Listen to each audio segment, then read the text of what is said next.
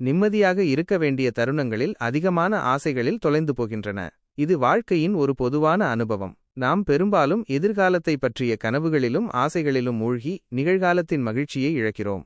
அதிகமான ஆசைகள் நம்மை மன அழுத்தத்திற்கும் ஏமாற்றத்திற்கும் இட்டுச் செல்லலாம். நாம் அடைய முடியாத இலக்குகளை நோக்கி ஓடும்போது நம்மிடம் இருப்பதை பாராட்டுவது கடினமாகிறது. நிம்மதியாக இருக்க நிகழ்காலத்தில் கவனம் செலுத்துவது முக்கியம்.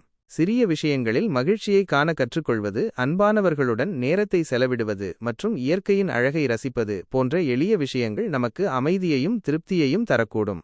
அதிகமான ஆசைகளை தவிர்த்து நமக்கு என்ன இருக்கிறதோ அதில் மகிழ்ச்சி காண கற்றுக்கொள்ளுங்கள். இதுவே நிம்மதியான வாழ்க்கைக்கு வழிவகுக்கும்.